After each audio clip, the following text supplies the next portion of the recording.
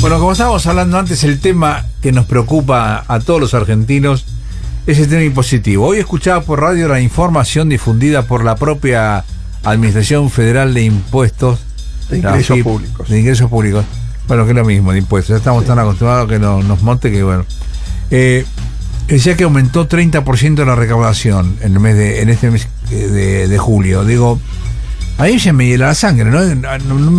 Me alegra por un lado por el país que necesita de un aporte para sacarlo del pozo, pero a mí me pone muy nervioso que sigan cazando en el zoológico y pescando en el lago de Palermo.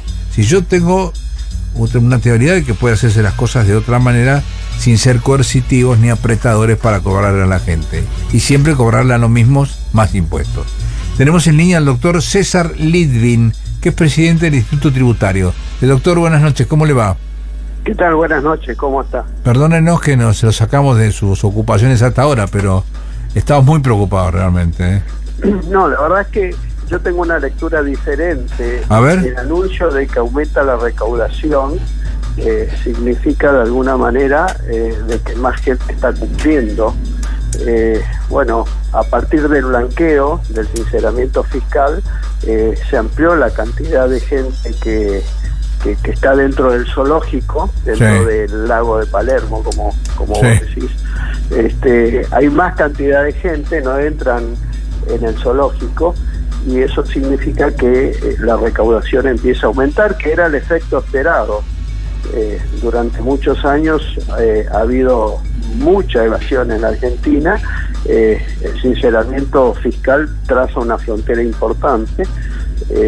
Eso tiene que ver con toda una estrategia en el mundo de transparencia fiscal, y cuando aumenta la recaudación significa básicamente que a la misma cantidad de impuestos más gente está pagando impuestos. O sea, se ha ampliado la base tributaria en lugar de cargarle la romana a la gente que ya paga, ¿no? No, bueno, ahí está pendiente una reforma tributaria que se va a dar el año que viene. El debate va a empezar a fin de este año, y esa reforma tributaria va a tratar de que el sistema tributario sea más equitativo, más justo. Un dato muy importante: nosotros estamos en el récord de presión fiscal. En el año 2015 fue la mayor presión fiscal de toda la historia argentina. El año 2016 bajó 1,9% del Producto Bruto la presión fiscal, o sea, hubo una leve baja. Yo creo que estamos todavía desbordados de impuestos, estamos saturados de impuestos, y creo que la reforma tributaria gradualmente va a tratar de contemplar esta situación para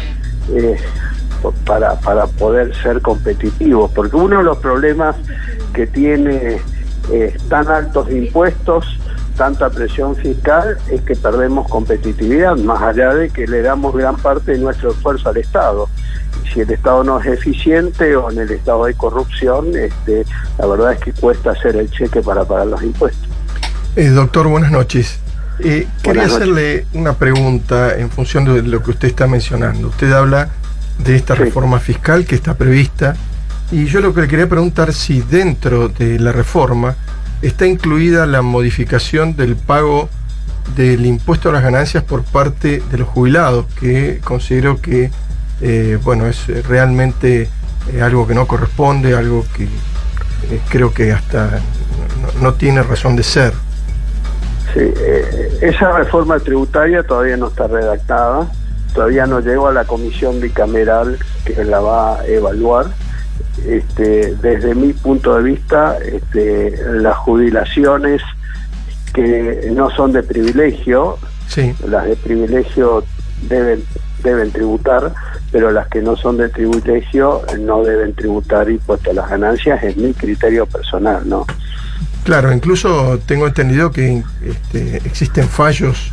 Sí, ha habido alguna jurisprudencia reciente donde considera que la jubilación no es una ganancia, no es una renta, tiene que ver con la seguridad social. Exacto. Y por eso yo comparto de que las jubilaciones normales, ordinarias, que no son de privilegio, digo porque las de privilegio tienen una gran capacidad económica. Claro, obviamente. Entonces, obviamente. Un asalariado que gana 15.000 pesos y una jubilación de privilegio de 150, no es justo que el de 150, claro, por más que sea jubilación, no pague.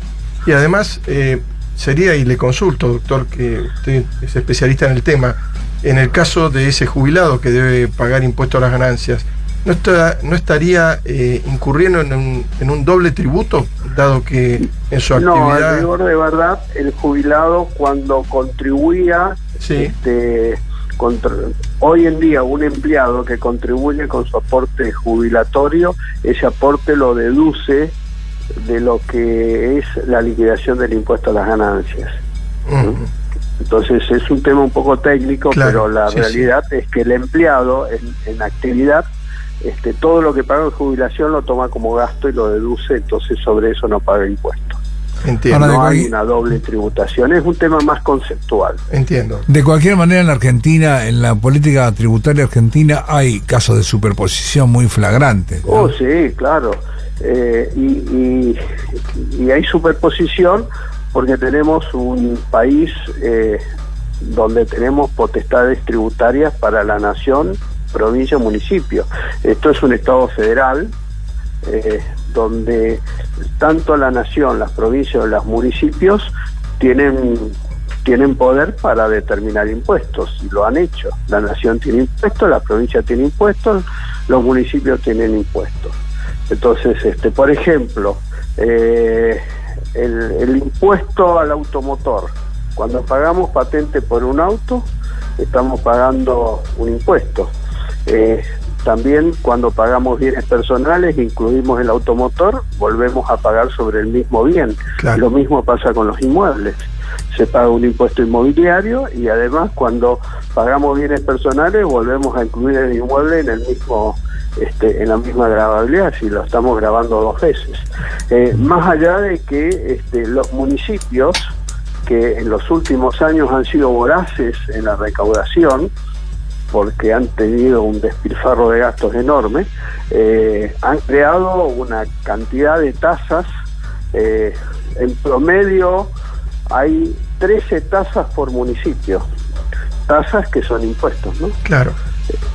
Y la tasa tiene que ser la retribución de un servicio que presta el Estado municipal, en este caso seguridad e higiene, y se debe medir en función del costo del servicio, pero a las empresas se les hace pagar en función de sus ventas, no del costo del servicio.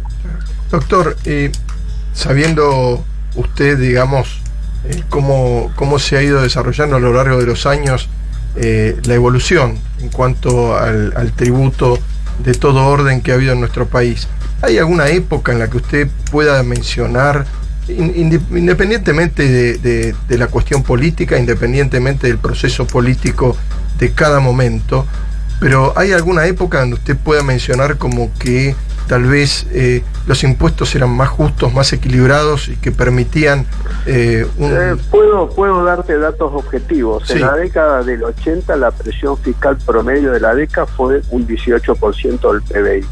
¿Sí? En la década del 90 fue un 23% del PBI. En la década del 2000 fue un 38% del PBI. Claro. Ahora estamos en un 36% del PBI.